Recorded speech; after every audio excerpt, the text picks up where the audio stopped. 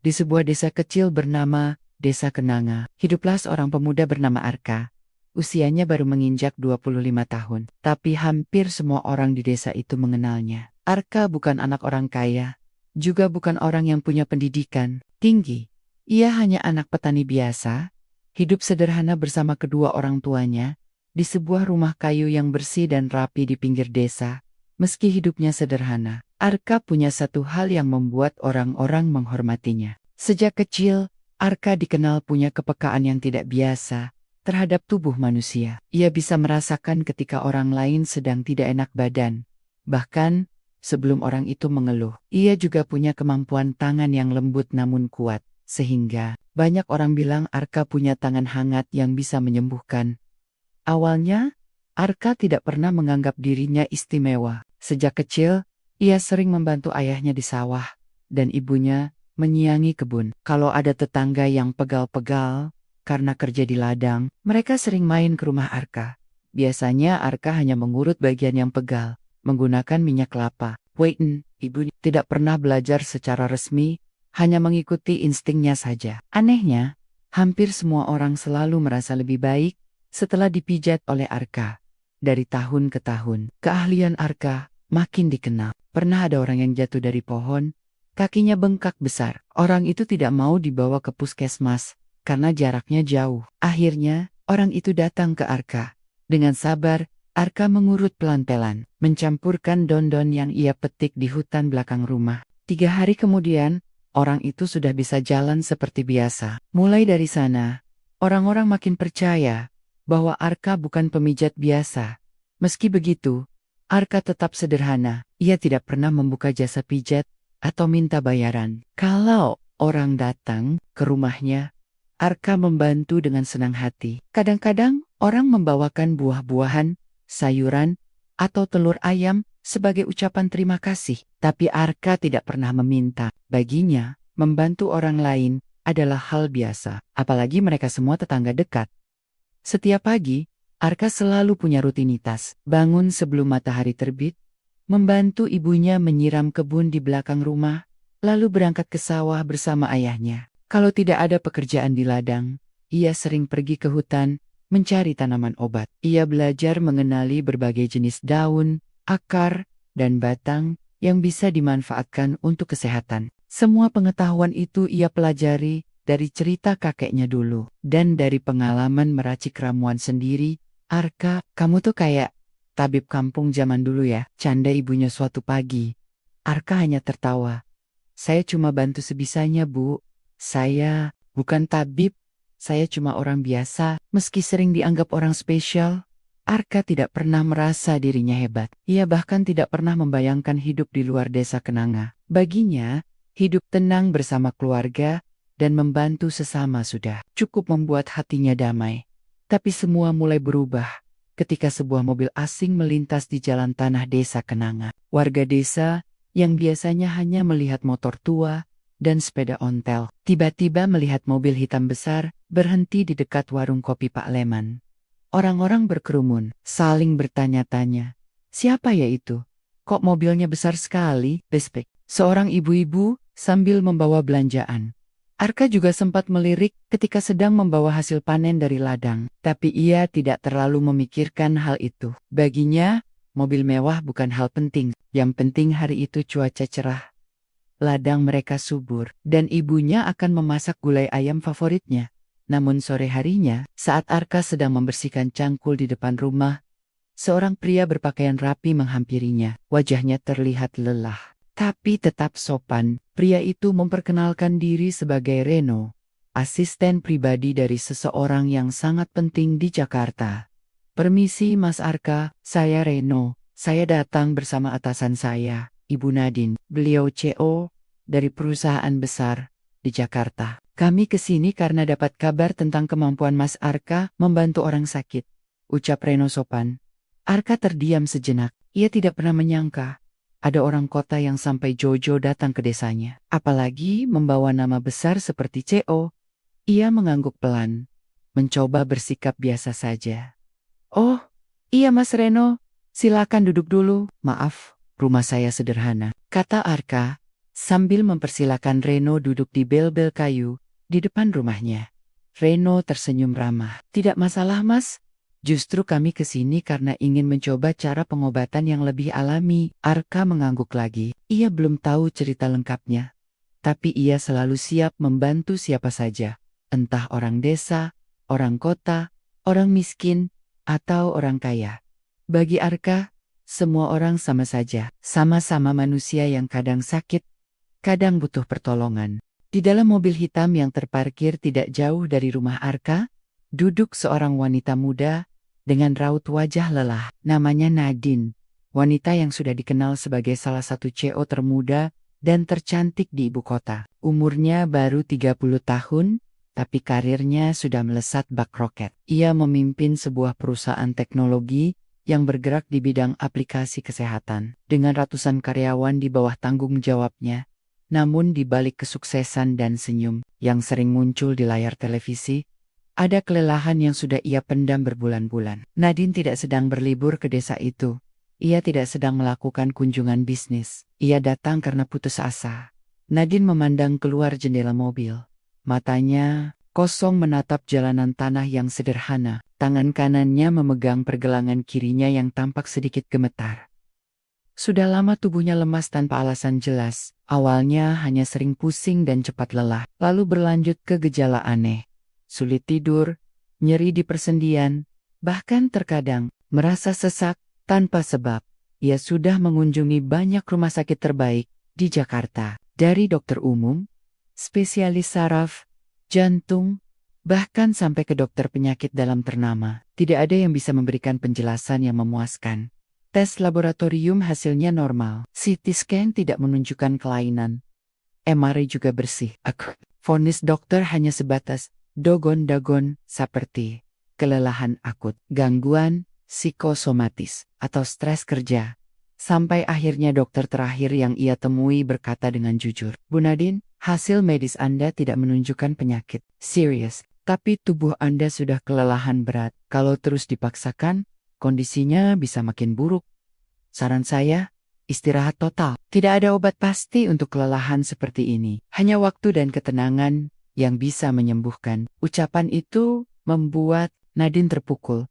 Bagaimana mungkin ia istirahat total? Ada ratusan karyawan yang harus digaji, ada proyek-proyek besar yang sedang berjalan. Ia punya tanggung jawab, punya mimpi yang belum selesai, namun tubuhnya seolah sudah menyerah lebih dulu. Reno, asisten setianya, diam-diam merasa kasihan. Ia yang setiap hari mendampingi Nadine, tahu betul bagaimana wanita itu selalu memaksakan diri. Kadang, Nadine bekerja sampai tengah malam, makan tidak teratur, tidur pun sering hanya 2-3 jam. Maka Reno memberanikan diri memberi saran yang sebenarnya terdengar konyol di telinga orang modern. "Bu Nadine, saya punya teman yang cerita tentang seorang pemuda desa bernama Arka. Dia sering membantu orang-orang di kampungnya sembuh dari berbagai keluhan.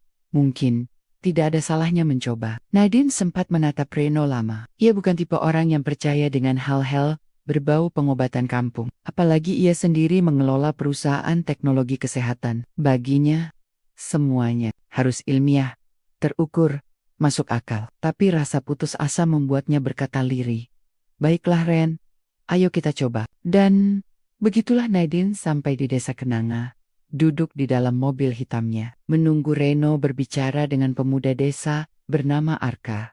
Beberapa saat kemudian, Reno kembali membuka pintu mobil, lalu berkata dengan nada lega, "Bu, Mas Arka orangnya sangat ramah. Beliau meminta ibu langsung saja ke rumahnya. Kita berjalan kaki sebentar, jalannya tidak bisa dilalui mobil." Nadine menarik napas panjang. Dalam kondisi normal, ia mungkin malas berjalan di jalanan tanah becek seperti itu. Tapi hari itu, ia merasa tidak ada pilihan. Dengan pelan, ia membuka pintu mobil. Reno dengan sigap membantu membawakan tas kecilnya. Sepanjang perjalanan singkat ke rumah Arka, Nadine memperhatikan suasana desa yang begitu jauh dari kehidupan yang biasa ia jalani. Tidak ada gedung pencakar langit, tidak ada suara klakson kendaraan, hanya derit bambu tertiup angin dan cuitan burung dari kejauhan. Beberapa anak kecil menyapanya dengan senyum polos. Hatinya sedikit hangat, meski tubuhnya tetap terasa lemas.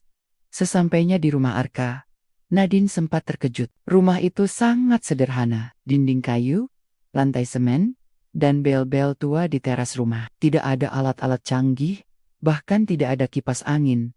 Tapi anehnya, udara terasa segar. Ada wangi khas dedaunan dan bunga liar yang membuat pikirannya sedikit lebih ringan. Arka menyambut dengan senyum lebar. Ia tidak gugup, tidak dibuat kagum oleh penampilan Nadine, yang meski lelah tetap terlihat cantik. Ia hanya menyambut seperti menyambut tamu biasa. "Selamat datang Mbak Nadine, silakan duduk santai saja," ucap Arka sopan. Nadine tersenyum tipis, lalu perlahan duduk di bel-bel yang disediakan. Reno duduk tidak jauh darinya. Arka masuk ke rumah sebentar, lalu keluar membawa teko air hangat yang dicampur daun-daun hijau, yang aromanya segar.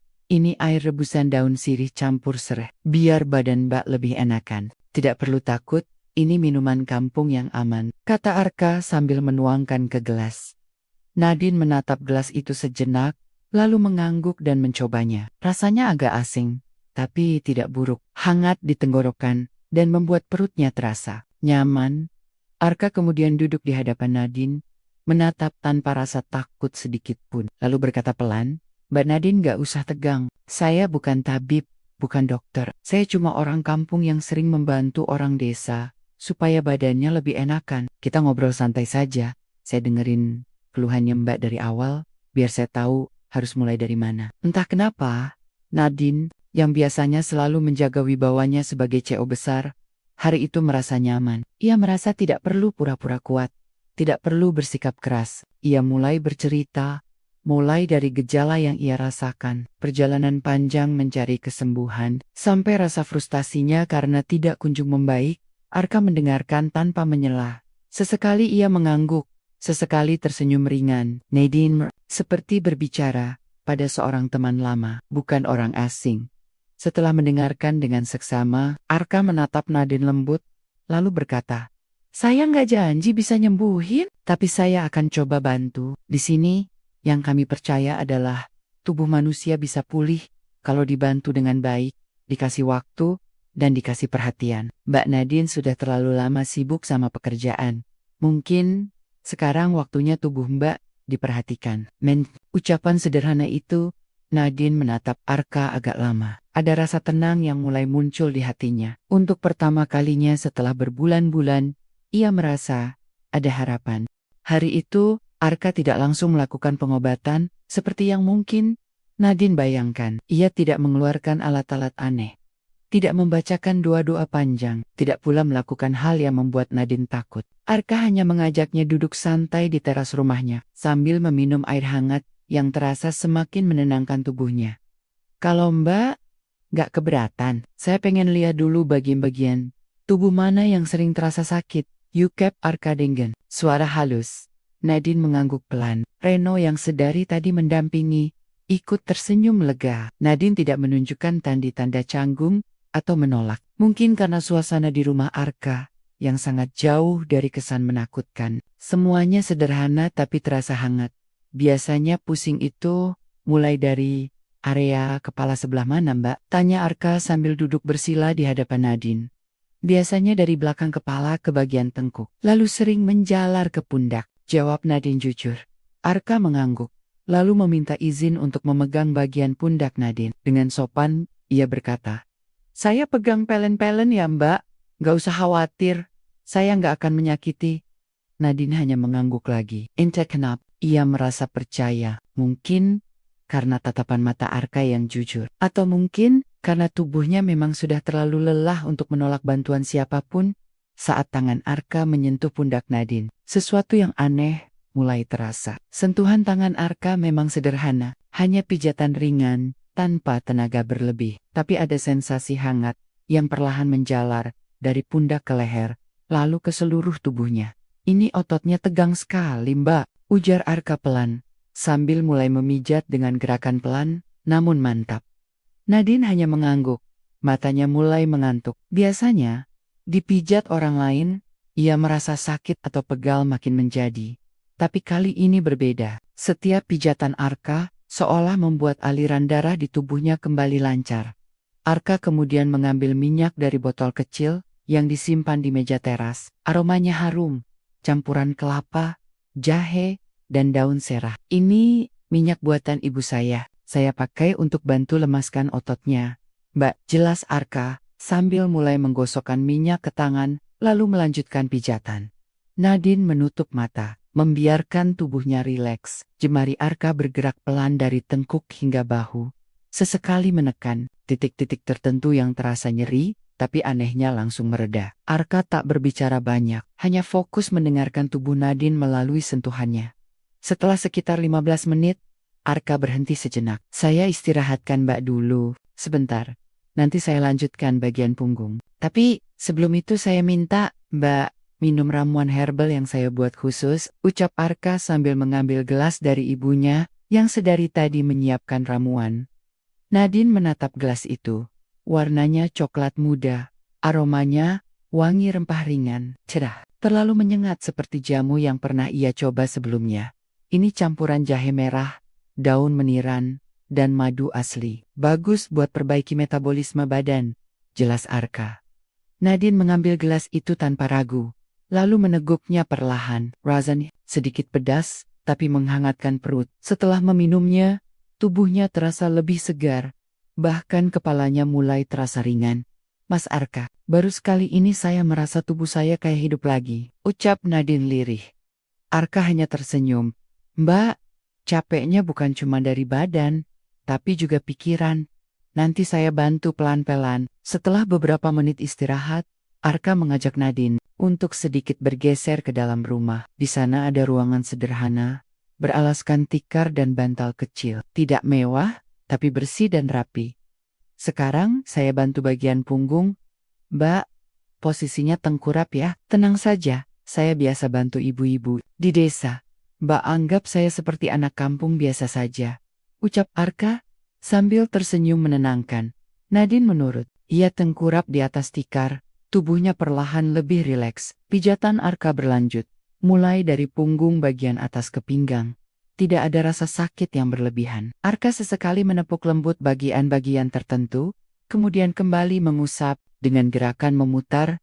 Ketika tangan Arka sampai ke bagian pinggang, ia berkata, "Saya rasa Mbak sering duduk terlalu lama ya?" Nadine mengangguk pelan. Iya, hampir 10 jam sehari duduk di kantor. Pantesan bagian sini keras sekali Mbak, kata Arka sambil menekan titik di dekat pinggang yang membuat Nadine menghela napas panjang. Aneh, rasa sesak yang sering ia rasakan tiba-tiba terasa menghilang sedikit demi sedikit.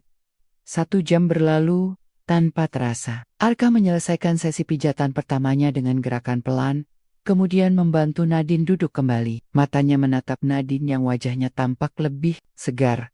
Besok, Mbak istirahat saja di sini. Saya minta, Mbak, nggak pegang HP dulu, nggak mikir kerjaan, fokus istirahat. Makan enak, tidur cukup. Nanti saya bantu dengan ramuan dan terapi ringan lagi, ucap Arka dengan nada santai tapi tegas. Nadine hanya bisa mengangguk. Dalam hati ia tahu, tubuhnya memang butuh itu semua. Baru beberapa jam di desa, baru sekali sentuhan dari Arka, tapi tubuhnya sudah mulai merespon positif.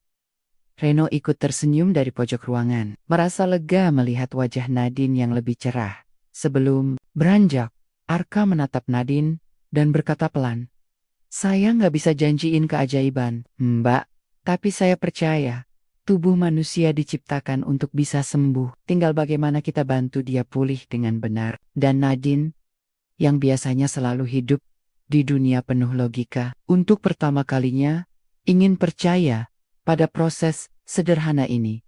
Hari pertamanya di desa, kenanga berakhir dengan senyum kecil di wajah Nadine, senyum yang sudah lama tidak muncul.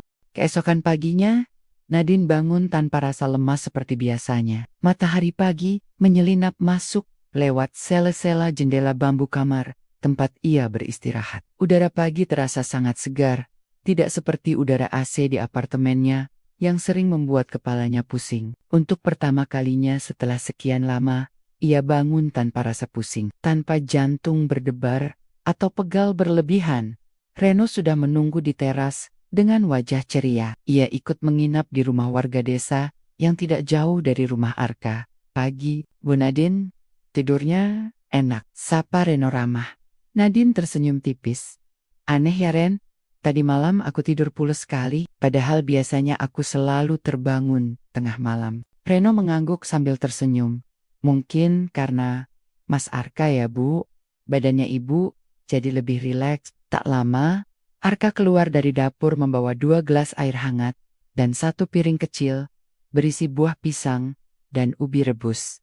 Selamat pagi Mbak Nadine, saya bawain sarapan sederhana, nggak usah khawatir, ini makanan sehat dari kebun sendiri, ucap Arka santai. Nadine tertawa kecil, ia jarang sekali makan sarapan sesederhana itu, biasanya sarapannya berupa oatmeal instan, roti gandum, atau bahkan kadang cuma kopi karena buru-buru kerja. Tapi pagi itu ia merasa tidak keberatan.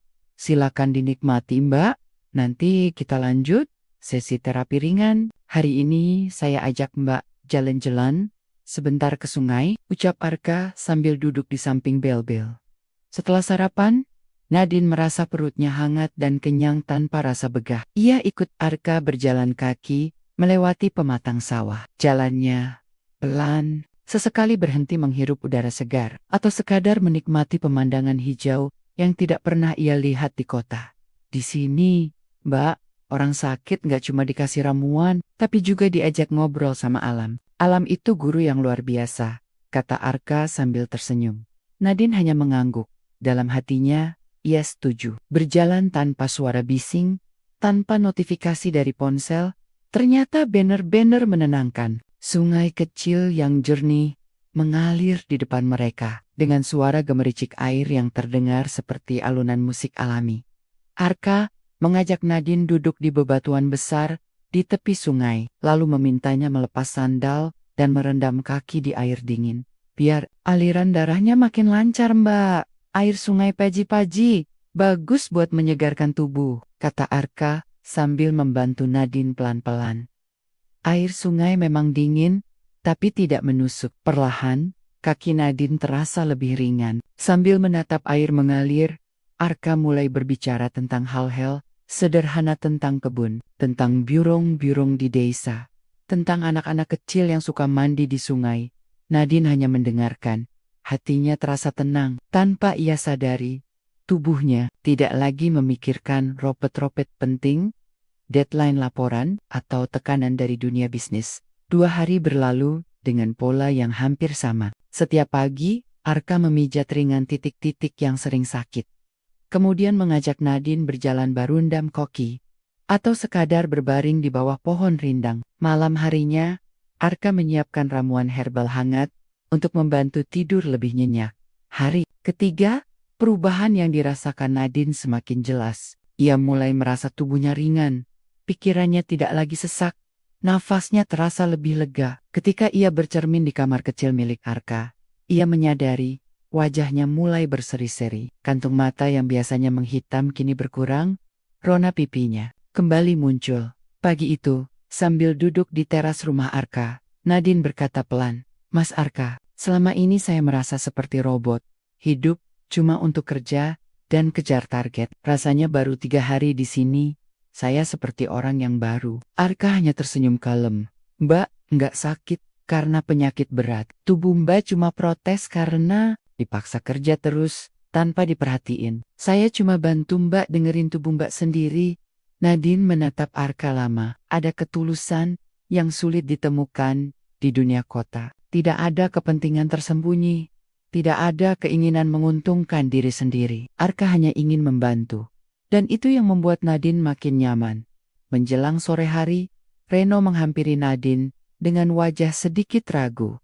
"Bu, saya kabar kantor ada sedikit masalah. Mereka ingin Bu Nadine pulang besok pagi." Biasanya, Nadine akan langsung panik, langsung berpikir bagaimana menyelesaikannya. Tapi sawur itu, ia hanya menarik napas panjang, lalu berkata tegas, "Reno, tolong sampaikan ke mereka saya perpanjang liburan 1 minggu lagi, saya belum selesai mengistirahatkan diri saya sendiri." Reno terkejut, tapi tersenyum bangga. "Tahu Battle, keputusan seperti itu hampir tidak mungkin keluar dari mulut Nadine yang gila kerja. Tapi kenyataannya, Desa Kenanga dan Arka telah mengubah cara pandangnya tentang hidup.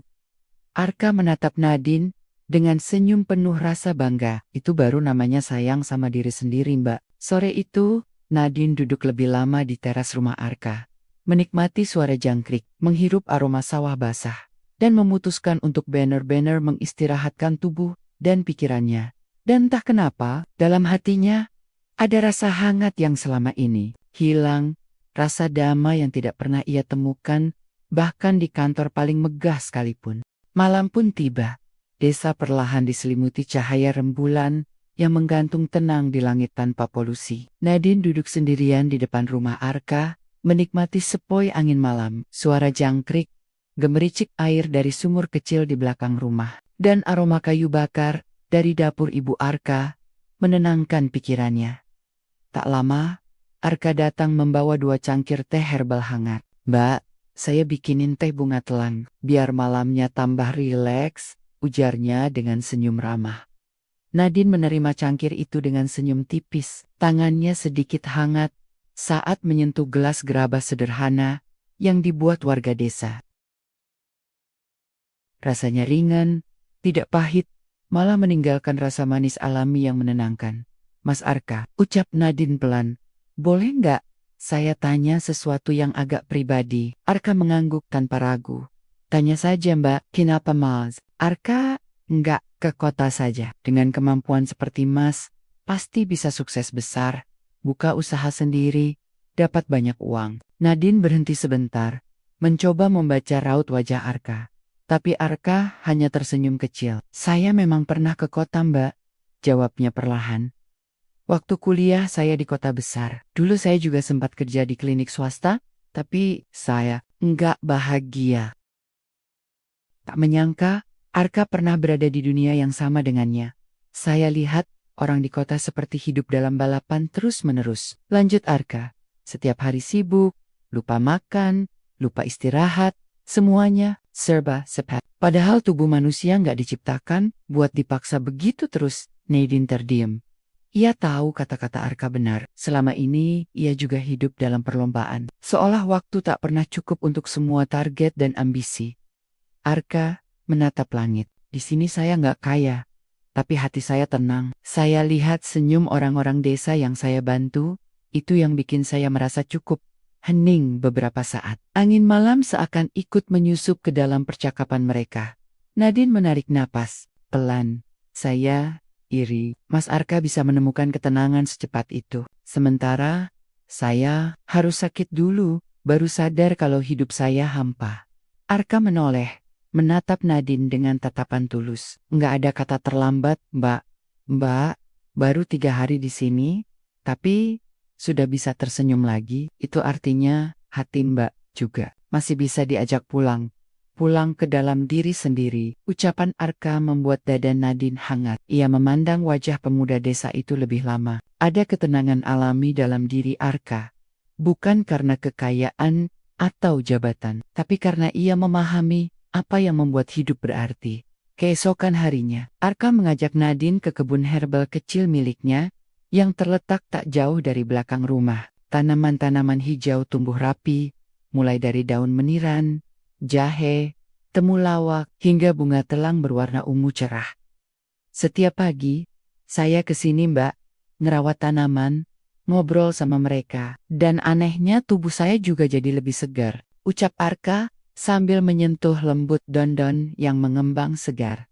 Nadine berjalan perlahan, menyusuri kebun kecil itu. Jemarinya menyentuh bunga telang, lalu memetik satu, memandanginya. "Kalau semua orang di kota bisa lihat pemandangan seperti ini tiap hari, mungkin gak bakal ada stres ya, Mas," gumamnya. Arka tersenyum. "Tapi gak semua orang bisa langsung pindah ke desa. Yang penting, Mbak belajar lebih menghargai diri sendiri. Entah nanti di kota atau di desa, tubuh dan hati Mbak tetap butuh waktu buat istirahat." Hari itu, Nadine belajar banyak tentang tanaman herbal. Arka mengajarinya cara mengenali tanaman berdasarkan aromanya. Bagaimana daun tertentu bisa mengurangi nyeri. Bagaimana akar tertentu bisa membantu tidur lebih nyenyak. Tak terasa, Waktu berjalan begitu cepat, malam pun datang lagi. Namun kali ini Nadine tidak hanya merasa lebih segar, tapi juga lebih ringan. Beban pikirannya seperti perlahan-lahan dilepaskan satu persatu selama ia berada di desa Kenanga. Di malam terakhir, sebelum liburannya diperpanjang. Lagi, Nadine duduk bersama Arka di teras. Kali ini Nadine yang lebih dulu berbicara. Mas Arka, setelah saya pulang nanti, boleh nggak? Saya tetap konsultasi sama Mas lewat telepon. Saya takut kalau balik ke kota saya lupa lagi. Rasanya tenang seperti ini. Arka mengangguk pelan. Tentu saja boleh, Mbak. Tapi, saya juga mau minta satu hal. Apa itu? Tanya Nadine penasaran. Setiap pagi, sebelum mulai kerja, Mbak janjiin buat kasih waktu 5 menit aja buat diri sendiri. Entah buat tarik napas, minum air hangat, atau sekedar duduk tenang tanpa gangguan. 5 menit itu penting. Supaya tubuh Mbak nggak ngerasa diabaikan lagi. Nadine mengangguk. Mantap, saya janji, Mas. Dan untuk pertama kalinya dalam hidupnya, Nadine merasa punya kendali penuh atas dirinya sendiri. Ia bukan hanya seorang CEO yang dikejar-kejar waktu, tapi juga seorang manusia yang berhak merasakan ketenangan. Sambil menatap bintang yang bersinar terang, Nadine menatap Arka dan berkata, saya nggak tahu bagaimana caranya membalas semua kebaikan Mas Arka. Tapi yang jelas, saya bersyukur pernah datang ke sini. Arka hanya membalas dengan senyum ramah. Mbak, nggak usah mikir balas apa-apa. Yang penting, Mbak pulang ke kota dengan hati ringan dan badan sehat. Itu sudah cukup buat saya. Dan malam itu, mereka berdua duduk lebih lama dari biasanya, seolah ingin mengabadikan momen sederhana namun penuh makna. Pagi harinya, udara di desa Kenanga terasa lebih segar dari biasanya. Burung-burung berkicau ramai di pepohonan. Aroma tanah basah setelah embun menguap membawa ketenangan yang sulit dijelaskan dengan kata-kata. Nadine bangun tanpa alarm, tanpa rasa pusing, dan tanpa beban seperti biasanya. Ia berdiri di depan jendela bambu, memandang keluar, menghirup udara dalam-dalam, lalu tersenyum. Ini adalah hari kepulangannya ke kota, tapi berbeda dari hari-hari biasanya. Kali ini, ia merasa benar-benar siap menghadapi pekerjaan, siap menghadapi tantangan, namun dengan cara yang lebih tenang dan sadar akan dirinya sendiri. Reno sudah menunggu di teras rumah Arka. Bu Nadine, mobil dari kota sudah siap di pinggir jalan desa, ucapnya sambil tersenyum. Nadine mengangguk, lalu berjalan ke arah dapur menemui Arka yang sedang menyiapkan ramuan terakhir. Pagi Mas Arka, sapanya lembut. Arka menoleh dengan senyum khasnya. Pagi Mbak, saya bikinin ramuan yang bisa Mbak bawa pulang. Ini racikan khusus buat bantu Mbak jaga stamina dan ketenangan. Tinggal diseduh aja, pagi dan malam. Nadine menerima botol ramuan dalam kemasan sederhana itu dengan hati yang hangat. Terima kasih Mas. Bukan cuman ramuan ini yang saya bawa pulang, tapi juga pelajaran hidup. Mereka berjalan bersama ke jalan desa tempat mobil sudah menunggu. Warga sekitar datang ikut melepas kepergian Nadine. Beberapa ibu-ibu bahkan menyelipkan hasil kebun seperti pisang dan singkong ke dalam tas kecil Nadine. Sebelum masuk ke mobil, Nadine berdiri menghadap Arka. Hatinya terasa berat untuk pergi. Namun ia tahu keputusan untuk pulang adalah bagian dari perjalanannya juga. Mas Arka, katanya pelan, 3 hari di sini terasa seperti berbulan-bulan perubahan dalam hidup saya. Rasanya saya pulang sebagai orang yang berbeda. Arka mengangguk mantap. Dan Mbak harus ingat, bukan saya yang menyembuhkan Mbak, tapi Mbak sendiri yang memilih sembuh. Saya hanya membantu mengingatkan tubuh Mbak untuk istirahat. Nadine tertawa kecil, lalu mengulurkan tangan. Saya janji, setelah ini saya akan lebih baik ke tubuh saya sendiri. Akan lebih sering tersenyum. Dan sesekali mungkin, saya akan kabur lagi ke desa. Arka menyambut uluran tangan Nadine, menggenggamnya erat. Pintu desa Kenanga selalu terbuka untuk Mbak kapan saja. Perjalanan pulang terasa berbeda. Sepanjang perjalanan, Nadine hanya menatap keluar jendela mobil, membiarkan pikirannya mengalir. Ia tidak membuka laptop, tidak memeriksa email, tidak mengkhawatirkan laporan, hanya menikmati pemandangan sepanjang jalan. Sesampainya di kota, Nadine kembali ke apartemen mewahnya yang selama ini terasa seperti penjara tanpa ia sadari. Namun kali ini, ia tidak merasa sesak. Ia langsung membuka jendela lebar-lebar, membiarkan udara kota bercampur dengan semangat barunya. Beberapa hari pertama, kembali bekerja. Para pegawai kantor terkejut melihat perubahan Nadine. CO yang biasanya dingin dan terburu-buru, kini lebih santai, lebih ramah, bahkan sering tersenyum. Reno sampai ikut berkomentar, "Bu Nadine beda banget ya setelah dari desa. Sekarang malah kami yang jadi lebih semangat." Nadine tertawa ringan. Ia menjalankan kebiasaan barunya. Setiap pagi, sebelum mulai bekerja, ia meluangkan 5 menit untuk dirinya sendiri. Duduk santai di balkon apartemen, minum air hangat, atau menyeduh ramuan herbal dari Arka. 5 menit yang tampak sederhana, namun mampu membuatnya menjalani hari dengan pikiran lebih jernih. Tidak hanya itu, Nadine mulai membawa perubahan ke dalam lingkungan kerjanya. Ia membuat kebijakan baru, membatasi lembur, mewajibkan pegawai mengambil libur rutin, bahkan menyediakan sesi olahraga ringan di kantor. Ia ingin orang-orang di sekitarnya juga merasakan ketenangan, seperti yang ia temukan di Desa Kenanga. Beberapa bulan kemudian, kondisi tubuhnya benar-benar pulih. Ia bahkan melakukan general check-up, dan hasilnya jauh lebih baik dari sebelumnya. Dokter yang dulu menyerah dan menyarankan pengobatan luar negeri pun keheranan melihat perkembangannya. "Luar biasa Bu Nadine, saya belum pernah lihat perubahan secepat ini," ujar sang dokter. Nadine hanya tersenyum kecil dan menjawab, "Saya cuma belajar mendengarkan tubuh saya sendiri, Dok." Tak terasa, waktu berlalu. Kesibukan tetap ada, tantangan tetap hadir, namun kali ini Nadine menghadapinya dengan jiwa yang berbeda. Ia lebih tenang, lebih sadar akan dirinya sendiri, dan tidak lagi membiarkan ambisi menguasai hidupnya. Satu sore yang cerah, Nadine duduk di ruang santai kantornya, menatap ponsel, dan membuka pesan singkat dari Arka. "Gimana kabarnya Mbak Nadine? Kebun saya lagi panen banyak. Mbak, kapan main lagi ke Desa Kenanga?" Nadine tersenyum lebar. Ia membalas pesan itu dengan cepat. "Saya sehat dan bahagia, Mas. Minggu depan saya kabur sebentar dari kantor.